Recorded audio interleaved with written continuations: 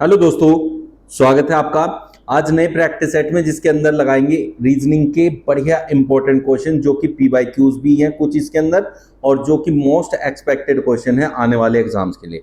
RRB का exam अगर आप दे रहे हैं, पुलिस का कोई भी एग्जाम आप अटेम्प्ट कर रहे हैं, या एसएससी के एग्जाम्स के लिए अपियर कर रहे हैं, तो सबके लिए खास होते हैं ये क्वेश्चन। चलिए स्टार्ट करते हैं फर्स्ट क्वेश्चन के साथ। चैनल पे नए हो तो भाई सब्सक्राइब कर लेना, बेल आइकन प्रेस कर देना, और लास्ट में ना सेशन अगर बढ़िया लगे ना तो लाइक करके जरूर जाना भाई, ठीक है। चलिए, नीचे दिए गए चित्र में कितने त्रिभुज है? त्रिभुज पूछा जाना एसएससी के क्वेश्चंस में एक आम और इम्पोर्टेंट क्वेश्चन है। तो ये जो क्वेश्चन है आपके सामने बड़ा कॉम्प्लिकेटेड सा फिगर है, बट बहुत इजी होता है इसको फाइंड आउट करना। समझाता हूँ कैसे। आप ये समझो कि अगर हमारे पास एक वर्ग है और उस वर्ग में से ऐसे रेखाएं मिली हुई हैं, इधर उधर गई हुई हैं, तो उसमें से ऐसे खंड बनते हैं। तो आपको क्या करना है, बस उनमें नंबरिंग करनी है। 1 2 3 4 5 6, जो सबसे बड़ा नंबर आता है उसका डबल कर दो तो आपको टोटल त्रिभुज मिल जाते हैं वहां, ठीक है। ऐसे ही आपका ट्राइंगल की ये ट्रिक होती है कि अगर आपके पास त्रिभुज है, उसमें से एक रेखा ऐसे है, तो वहां से आपको हमेशा 3 त्रिभुज मिलते हैं। इन्हीं दो ट्रिक को यूज करके भाई 90% केसेस के आंसर एसएससी के आप निकाल सकते हो। अब इसमें कॉम्प्लिकेटेड फिगर या मिक्स करके जो फिगर होती है उसमें से अप्लाई कैसे करते हैं समझो। इस वाली ट्रिक को डायरेक्ट अप्लाई करो ट्राइंगल वाली को, तो 3 3 दूनी 6, 3 3 3 चौक 12, ठीक है। ऐसे 4 है, 3 त्रिभुज देने वाली 4 फिगर है, तो 12 त्रिभुज तो ये दे देंगे। फिर अंदर जाएं हम, जो ये वाला स्क्वायर वाली ट्रिक है, 1 2 3 4 5 6, तो 6 का डबल हो गया 12। तो ये तो हो गया भाई सीधा सीधा जो आपको निकालना है। तो ये हो गए टोटल 12 प्लस 12, टोटल मिल गए 24 त्रिभुज। अब आपको जो करना है ना, बस एक चीज अलग से करनी है, वो है कॉम्बिनेशन ऑफ फिगर। क्या कि जो आपका वर्ग और त्रिभुज को मिला के, क्योंकि दोनों फिगर आपस में जुड़ी हुई है ना, उनको मिला के अगर कोई अलग से फिगर बनता है, मतलब त्रिभुज बनता है, तो वो ढूंढना है। जैसे अगर ये रेखा यहां से इस रेखा को, जो त्रिभुज वाली है, उसे अगर हम इसमें से पार कर दें, किसमें से, वर्ग में से, और आगे भी त्रिभुज पे ले जाए। जैसे इधर से आ रही है, इधर से तो ये पार नहीं हुई, यहीं रुक गई, यहीं रुक गई, तो ये 3 से अलग कोई भी त्रिभुज नहीं देंगे, अपने 3 देंगे, बात खत्म हो गई।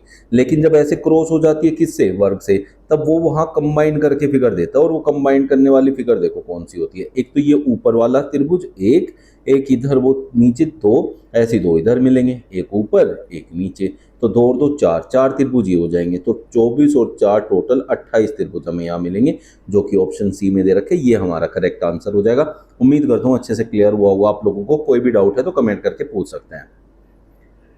मानव प्राणियों, शिक्षकों और ग्रेजुएट के बीच में हमें वेन आरेख बनाना है। तो वेन आरेख बनाने के लिए हम लोग अलग अलग, जैसे ये कैटेगरी है, ये कैटेगरी, ये कैटेगरी है, तीनों का अलग अलग एक आरेख मानेंगे। जैसे मानव प्राणियों के लिए एक आरेख बना लिया, फिर शिक्षकों के लिए, ग्रेजुएट के लिए। अब इन तीनों को रिलेट करना है, कैसे कैसे रिलेट होगा। जैसे शिक्षक जो होते हैं वो भी मानव प्राणी के अंदर आते हैं, ग्रेजुएट होंगे तो भी मानव प्राणी के अंदर आएंगे, तो ये दोनों मानव प्राणियों के अंदर आएंगे। कौन? शिक्षक एंड ग्रेजुएट, ठीक है। कुछ ऐसे शिक्षक होंगे जो ग्रेजुएट नहीं होंगे, और कुछ ग्रेजुएट ऐसे होंगे जो शिक्षक नहीं होंगे, लेकिन कुछ होंगे जो ग्रेजुएट भी हैं और शिक्षक भी हैं। तो कुछ वाले ऐसे रिलेट होते हैं, जैसे मान लीजिए ये शिक्षक है, ये ग्रेजुएट है। अब ये जो हिस्सा है यहाँ बीच में, जो दोनों में ओवरलैप हो रहा है, ये वाला हिस्सा होता है जो दोनों को रिप्रेजेंट करता है। तो इसका मतलब ये वाला हिस्सा है कि वो शिक्षक भी हैं और ग्रेजुएट भी हैं, और ये दोनों के दोनों किसके अंदर आ रहे हैं? मानव प्राणी के अंदर आ रहे हैं। तो ये वाला जो आरेख है, ये आपका करेक्ट एक्सप्लेनेशन होगा इन तीनों का, जो कि ऑप्शन 3 में दे रखा है। ये हमारा करेक्ट आंसर हो जाएगा।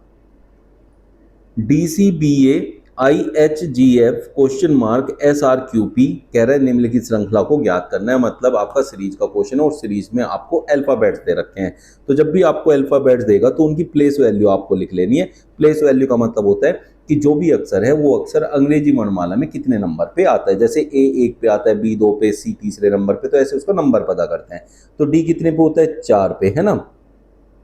इसका पहला लेटर इसके पहले लेटर से रिलेट करो, इसके पहले लेटर से करो, फिर इसके पहले लेटर से रिलेट करो। वहां से आपको एक जो है क्रम पता चलेगा। जैसे आई जो है हमारा 9 नंबर होता है, तो 4 से 5 जोड़ के 9 मिला, 9 से 5 जोड़ के 14 होना चाहिए, और 14 से 5 जोड़ के 19 होना चाहिए। क्या जो हमें ये ऐसे ही 19 पे आता है? हाँ जी, 19 पे आता है। और 18 पे होता है, 19 पे। तो इससे हमें पता चलता है कि ये इस पैटर्न को फॉलो कर रहा है। लेकिन सी का एच से, एच का फिर अगले लेटर से, और आर से यही रिलेशन होगा, ये जरूरी नहीं है। तो इसलिए पहले ऊपर वाला निकालते हैं।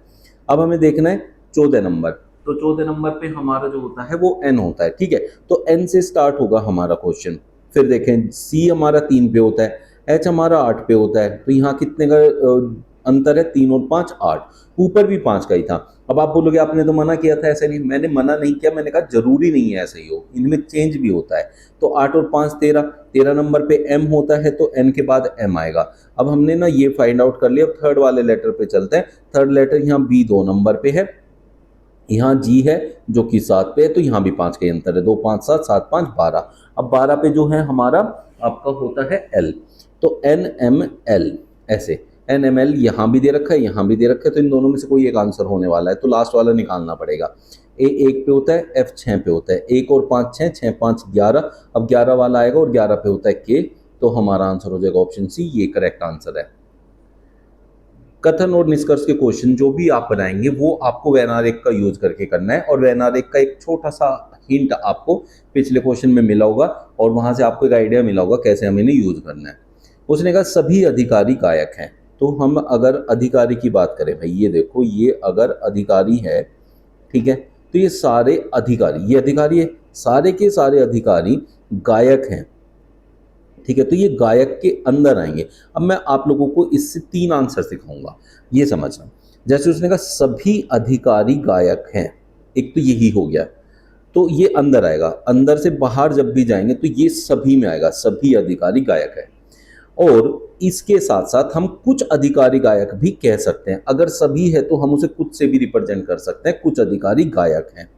और उल्टी तरफ से आते हैं, जैसे गायक से बाहर से अंदर की तरफ जाते हैं, तो ये गायक है ना, गायक का कोई कोई गायक है, तो कुछ गायक जो है अधिकारी हो सकते हैं। ये वाले जो है, देखो ये वाले गायक जो है वो अधिकारी नहीं है, और ये सारे के सारे अधिकारी गायक हैं, तो ये वाला हिस्सा जो है हम कह सकते हैं कि अधिकारी नहीं है। तो इसलिए जब बाहर से अंदर की तरफ आते हैं तब हमें सब कुछ का प्रयोग किया जाता है, ये याद रखना है आप लोगों ने, ठीक है। अब यहां देखो 3 बातें हो गई। अब हमारे पास सभी अधिकारी अगर गायक हैं तो कुछ अधिकारी गायक होंगे और कुछ गायक अधिकारी भी होंगे। तो कुछ गायक अधिकारी है, ये देखो ये यहां से मिल गया, तो इसका मतलब पहला जो निष्कर्ष है वो सही है।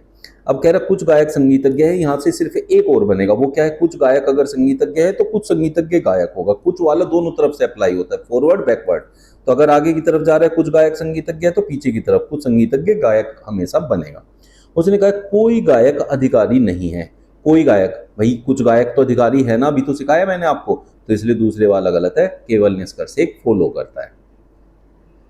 BDF से 48 का जो संबंध है वो ही FHJ का संबंध किससे होगा, ये होते हैं एनालॉगी। इसमें अल्फाबेट और नंबर एनालॉगी दोनों मिक्सअप होते हैं। तो निम्न प्रश्न में सादृश्यता को ज्ञात कीजिए, मतलब एनालॉगी फाइंड आउट कीजिए। तो जब भी आपके पास ऐसे अल्फाबेट लिखे हैं और इधर खाली नंबर्स लिखा है, तो आपको हमेशा जो आंसर मिलेगा वो इनकी प्लेस वैल्यू से ही मिल सकता है, वैसे नहीं मिलेगा। तो B का जो वैल्यू होती है वो 2 होता है, D होता है 4 पे, और F होता है 6 पे। 2 4 6 ये 3 नंबर का प्रयोग करके एक मुझे बड़ा नंबर बनाना है जो कि है 48। तो 48 एक काफी बड़ा नंबर हो गया इनके कंपैरिजन में। तो ये सिर्फ इनके वर्गों के योग से या इनकी आपस में गुणा करके या घनों के योग से पता कर सकते हैं। ज्यादा बड़ा है तो वर्गों और घनों पे जाएंगे, और देखा जाए तो इनकी गुणा करके ये 48 हमें डायरेक्टली भी मिल सकता है। 6 चौक 24 दूनी 48। अब जरूरी नहीं है कि डायरेक्ट हो, मान लिया इनका तीनों का मल्टीप्लाई करके 24 आता, तो रैंडमली उसने उसका 2 गुना किया होता है, ऐसा भी होता है। बट अभी इनका तीनों की गुणा करके हमें 48 मिल रहा है, तो इसका मतलब हम इन तीनों की प्लेस वैल्यू लेंगे, उन तीनों को आपस में मल्टीप्लाई करेंगे और वही हमारा आंसर हो जाएगा। जैसे F 6 पे होता है, H 8 पे होता है और J 10 पे होता है। 6 8 48 और 10 गुना करेंगे तो 480 हो जाएगा। तो आपका आंसर जो है ऑप्शन ए करेक्ट आंसर यहाँ बन जाएगा। आकृति को मोड़कर घन बनाया जाए तो संख्या 6 के विपरीत सतह पर कौन सी संख्या आएगी। इसका मतलब क्या है कि ये खुला पासा है। अब खुले पासे को हमें बंद करना है। खुले पासे में एक बात याद रखना, ये एक सीधी लाइन होती है, इस सीधे खंडों में जो नंबर लिखे हैं वो एक दूसरे के विपरीत हमें समझना है, लेकिन जो इधर की तरफ निकला हुआ है और जो इधर की, वो एक दूसरे के हमेशा विपरीत होता है। तो इसका मतलब 3 4 के विपरीत होगा। यहाँ से एक तो आपको सीधा सीधा मिल जाएगा, 3 4 के और 4 3 के विपरीत हो जाएगा। और इसमें जो चलता है इसमें है कि ओड मतलब विषम स्थान पे विषम स्थान वाले के विपरीत होगा। जैसे ये पहले स्थान पे है और ये तीसरे स्थान पे है, तो पहला तीसरे के विपरीत होगा, तो 2 1 के विपरीत होगा और दूसरा होगा चौथे के विपरीत, ये दूसरे नंबर पे चौथे नंबर पे, तो 5 हो जाएगा 6 के विपरीत। और आपसे पूछा क्या है 6 के विपरीत, तो 6 के विपरीत 5 आएगा, ऑप्शन ए आपका करेक्ट आंसर हो जाएगा। दिए गए शब्दों में कौन सा शब्द कोश क्रम के अनुसार तीसरे स्थान पर आएगा। तो शब्द कोश क्रम का अनुसार क्या होता है, वो होता है कि हम लोग देखेंगे कौन सा अल्फाबेट पहले आता है, सब में से एक एक लेटर उठाएंगे और उनको देखेंगे कौन पहले अंग्रेजी वर्णमाला में आता है। जैसे यहाँ देखो, यहाँ इसमें भी सब में आर आ रखा है पहले, इससे हमें आंसर नहीं मिलेगा। फिर सब में यू है, उससे भी हमें अपना आंसर नहीं मिलेगा। फिर सब में एम है, यहाँ देखो एम है और यहाँ भी एम है, यहाँ भी एम है, इससे भी नहीं मिलेगा। अब आगे चलें तो इसमें अगला लेटर है बी, इसमें लेटर है ए, इसमें अगला लेटर है ओ, इसमें अगला लेटर है आई, इसमें अगला लेटर है पी। अब आप देखो यहाँ सारे लेटर अलग है, तो यहाँ से हमें आसानी से पता चल जाएगा। तो ए अंग्रेजी वर्णमाला में सबसे पहले आता है, तो ये वाला लेटर पहले आएगा। ठीक है भाई, ये पहला नंबर हो गया, तो इसको पहला नंबर दे देते हैं। ए के बाद यहाँ बी आता है, तो बी वाला दूसरे नंबर पे आएगा, ये रहा दूसरा नंबर। अब है ओ एल पी, अब एल 12 पे होता है, पी 16 पे होता है और ओ 15 पे होता है, तो एल सबसे पहले आएगा इसमें से 12 नंबर वाला। और एल किस में दिया हुआ है, एल दिया हुआ है भाई, कहाँ दिया हुआ है, एल नहीं है, ये आई है, सॉरी आई 9 नंबर होता है, तो 9 नंबर भी पहले आता है, तो ये आएगा, अब ये रहेगा तीसरे नंबर। ठीक है, ये तीसरा नंबर हो गया। फिर ओ आता है, ओ किस में दिया हुआ है, ओ इसमें दिया हुआ है, तो ये इसके बाद आएगा और पी वाला इसके सबके बाद आएगा, ये वाला। लेकिन तीसरा नंबर पूछा तो यूमिनेट हो जाएगा हमारा आंसर, जो कि ऑप्शन बी में दिया हुआ है। लुप्त संख्या ज्ञात करनी है। कई बारी ये क्वेश्चन दिखने में जितने टफ होते हैं उतने ही बहुत इजी होते हैं। तो लुप्त संख्या मतलब फाइंड द मिसिंग नंबर, ये बहुत प्यारा सा क्वेश्चन होता है। जैसे अब हमारे पास क्या है ना, अगर बाहर 3 संख्याएं हैं, ये भी 3 संख्याएं और अंदर भी 3 संख्याएं दी हैं, तो उसमें मोस्ट प्रोबेबली इन दोनों के रिलेशन इससे होता है, इन दोनों का रिलेशन इससे होता है और इन दोनों का रिलेशन इससे होता है। दिक्कत कब होती है, जब बाहर 3 संख्याएं दे रखी है और अंदर सिर्फ एक संख्या दे रखी है, तब तीनों में रिलेशन खुद बनाना पड़ता है। अब यहाँ ज़्यादातर ईजी हो जाता है, तो हमें पता है कि अगर ये नंबर है तो ज़्यादातर केसेस में इन दोनों के रिलेशन से आएगा। 10 और 18 का अंतर 8 होता है, तो सीधा इनका अंतर करके लिख दिया। 18 और 4 का अंतर 14 होता है, उसे यहाँ लिख दिया। 10 4 का अंतर 6 होता है, उसे यहाँ लिख दिया। तो इसी तरीके से अगर मैं देखूँ तो 11 5 का अंतर 6 होता है, 15 और 5 का अंतर 10 होता है, तो क्वेश्चन मार्क के प्लेस पर 10 आएगा, जो कि ऑप्शन सी में दे रखा है। ये हमारा करेक्ट आंसर हो जाएगा। 5 से जैसे 8 बना है, 15 से वैसे ही क्या बनेगा। अब आपको बहुत अच्छी सी एक चीज सिखाऊंगा, जो कि बहुत बच्चे मिस करते हैं कॉम्पिटिटिव एग्जाम्स के अंदर। पता नहीं क्या क्या लॉजिक लगाना स्टार्ट कर देते हैं, ठीक है। लेकिन आप इसे यहाँ समझो एक बात को, 5 एक छोटी संख्या, 8 भी एक छोटी संख्या, 15 के आसपास सारे ऑप्शन में दे रखा है 18, 19, 20, 21, तो बहुत ज्यादा अंतर नहीं दे रखा है। तो जो हमें दिया है और उसका जिससे संबंध है वो बिल्कुल पास पास है, तो बहुत बार ये अंतर का क्वेश्चन होता है, सिर्फ अंतर का। जैसे 5 से 8 जाने के लिए मुझे बस 3 जोड़ना है, तो 15 में 3 जोड़ दूं तो मुझे आगे जाके 18 मिल जाएगा, जो कि ऑप्शन सी में दे रखा है।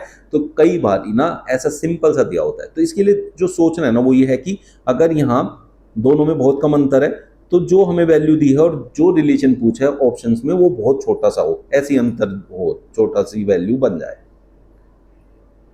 किस आकृति का यह दर्पण प्रतिबिंब होगा, मतलब यहां हमने कोई आकृति रखी, उसका दर्पण प्रतिबिंब बनाया, तो ये प्रतिबिंब दे रखा है, ठीक है। और कौन सा प्रतिबिंब है, ये दर्पण प्रतिबिंब। तो अब एक बात देखो, जो चीज मान लिया इधर मैंने दर्पण रखा हुआ है, समझने की बात है, और मैंने सी ऐसे बनाया, तो सी यहां पे तो ऐसे बनेगा, है ना। अब हमने ई ऐसे बनाया, तो इधर तो ई ऐसे बनेगा, तो ठीक है, ये किसी का जो है दर्पण प्रतिबिंब रहा होगा। तो ये एन का है, हमें पता है ये एन का दर्पण प्रतिबिंब है, ठीक है। और ये किसका दर्पण प्रतिबिंब है, एन के दर्पण प्रतिबिंब का दर्पण प्रतिबिंब है। मतलब एन को एक बार दर्पण में रखो ऐसा दिखेगा, फिर उसको दर्पण में रखोगे फिर वापस ऐसा दिखेगा।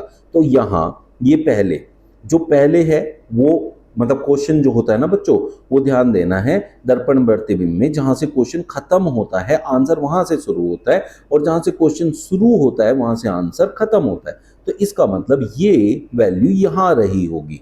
तो ये अगर दर्पण प्रतिबिंब में एन का दर्पण प्रतिबिंब दे रहा है, तो यहाँ एन पूरा सही वाला एन होगा, और यहाँ सही वाला n है तो उसका दर्पण प्रतिबिंब यहाँ रहा होगा।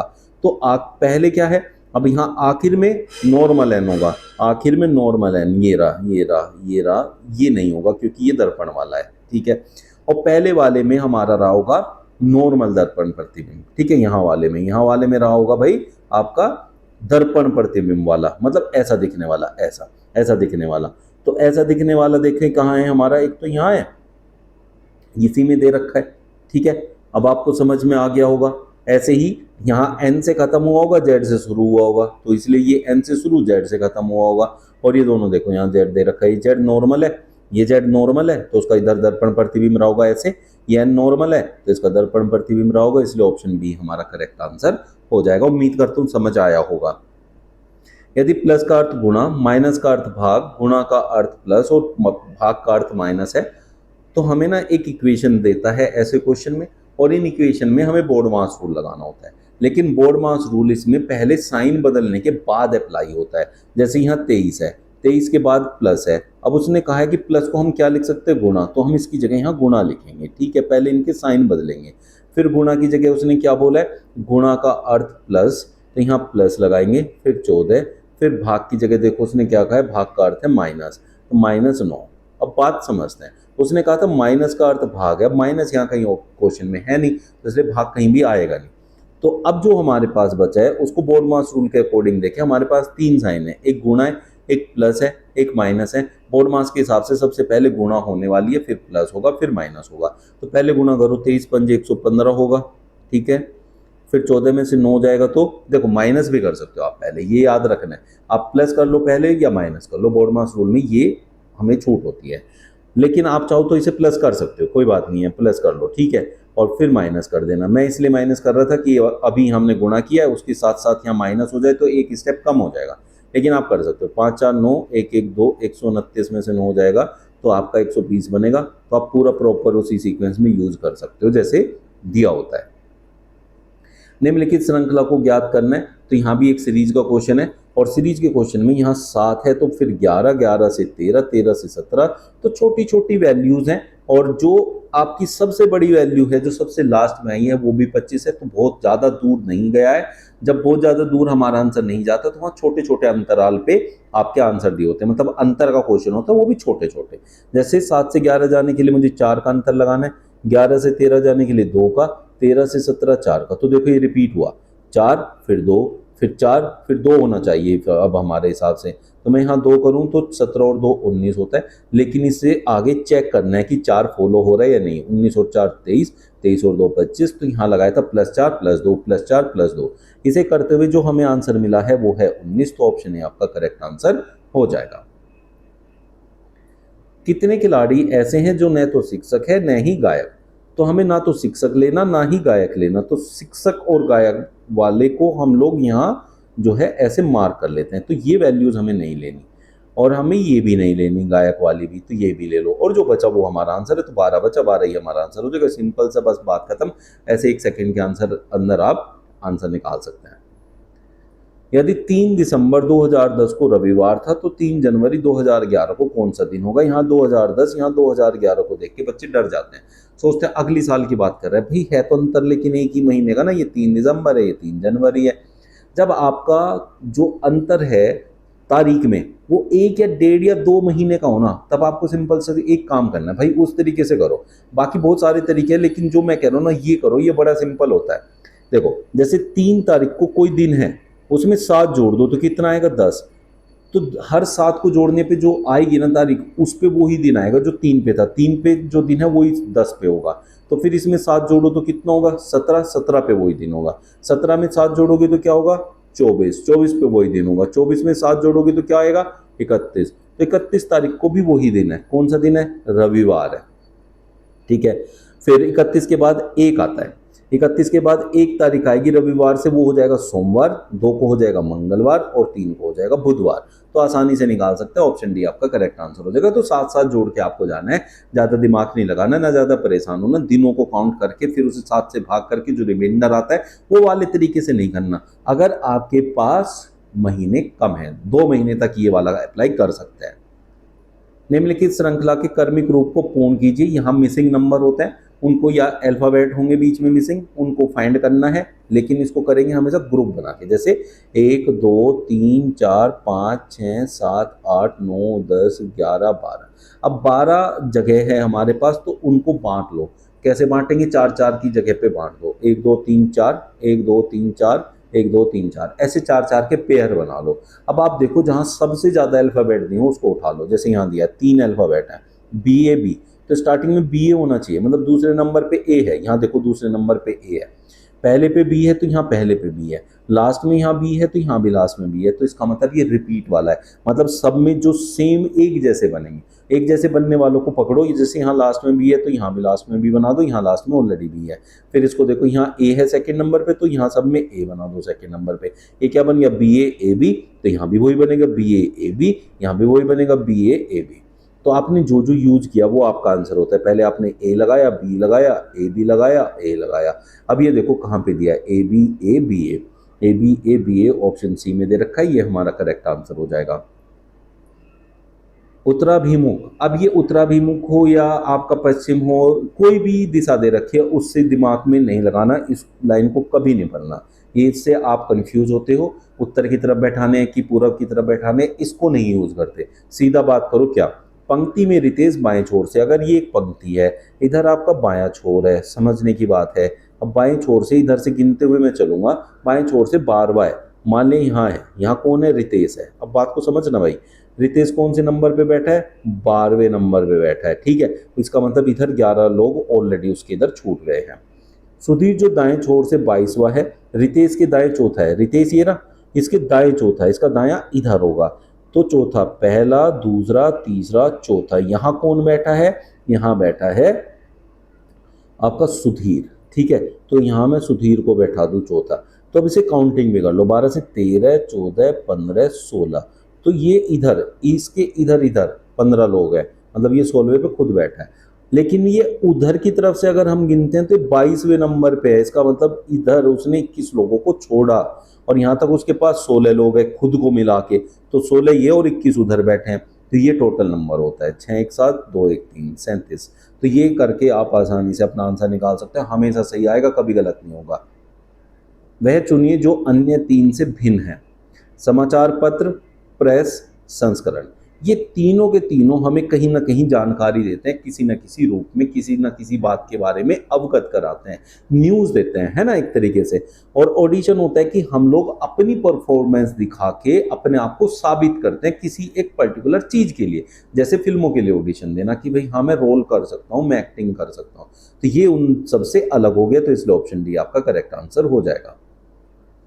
यदि पीले का अर्थ नीला, जब भी ऐसा क्वेश्चन आएगा जिसमें हम लोग जो है कलर को दूसरा कलर के नाम से जानेंगे, तो एक कोडिंग का क्वेश्चन है एक तरीके से। आप ऐसे समझो जैसे मैंने किसी को कहा भाई पीला बैग ले आना, और मैं नहीं चाहता दूसरों को पता चले कि पीला बैग कौन सा है, तो मैंने उसको पहले से ही बताया हुआ है कि अगर मैंने कहा पीला बैग ले आओ तो इसका मतलब काला बैग लेके आना है, तो सब पीला बैग ढूंढेंगे, वो जो जिससे मैंने बुलाया वो काला बैग लेके आएगा, तो बाकियों को नहीं पता चला ना कि मेरा पीला बैग चाहिए, मुझे काला बैग चाहिए। तो अगर मुझे वो अवॉइड करना है तो मैं कोडिंग का यूज करता हूँ। तो इस तरीके से, तो जब भी ऐसा क्वेश्चन होगा तो सीधा आखिर में जाओ और वहां देखो वो क्या कह रहा है, बताइए कि पेड़ की पत्ती का रंग क्या होता है। अब जो ये होता है, पहले उस आंसर को देखो, पेड़ की पत्ती का रंग होता है हरा। अब हरे को उसने क्या कोडित किया, ऊपर बस वो ढूंढ लो आप, हरा का अर्थ काला है तो काला कहेंगे हम लोग उस आंसर को, तो ऑप्शन डी आपका करेक्ट आंसर हो जाएगा।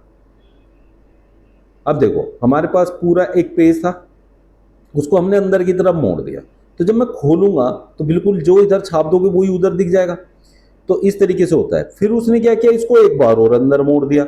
अब यहाँ जो भी चीज करोगे तुम लोग वो इस पे भी छपेगी और ये दोनों चीजें फिर इधर भी छपेंगी, तो वो 4 में कन्वर्ट हो जाएगी। मतलब क्या होता है, देखो ये क्या है, पूरा एक पेपर था, इसे अंदर किया, जो यहाँ कुछ होगा खोलते वो डबल हो जाएगा।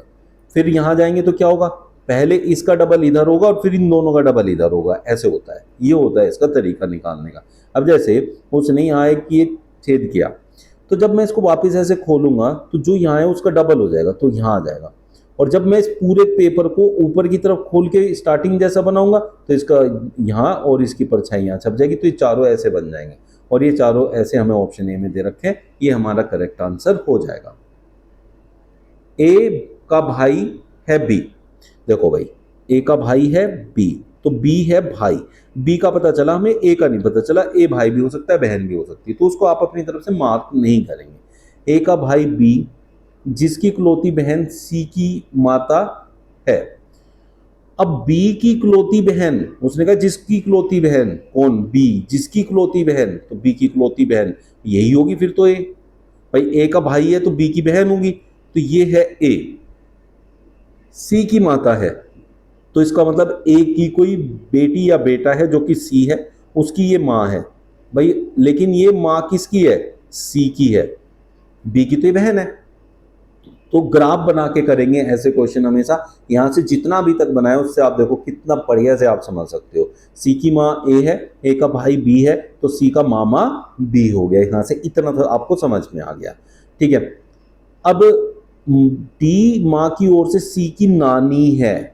सी की नानी कौन होगी भाई? नानी कौन होती है? मम्मी की माँ, मम्मी की माँ। सी की मम्मी है ए, उसकी माँ इसकी नानी होगी, और उसने कहा डी नानी है इसकी, तो डी यहाँ गई। तो डी कौन हो गया? ए और बी की माँ हो गई। देखो ग्राफ बनाओ और पूरा क्रिस्टल क्लियर हो जाएगा। अब उसने कहा डी के साथ ए का क्या रिश्ता है? डी के साथ ए का, एक ए के पीछे का लगाया ना, जिसके पीछे का लगाया ना वो बताना होता है वो कौन लगेगा। तो ए तो पुत्री लगी डी की, तो इसलिए ऑप्शन तो हमारा आंसर हो गया। अगर यहाँ माँ भी लिखा होता तो आप लोग कंफ्यूज हो जाते, क्योंकि डी माँ है, ए पुत्री है, तो माँ आंसर होगा कि पुत्री? जिसके पीछे का लगा है वो बताओ कौन है? ए है, और ए क्या है? पुत्री है, बस वो आंसर होगा। ये याद रखना है आप लोगों ने।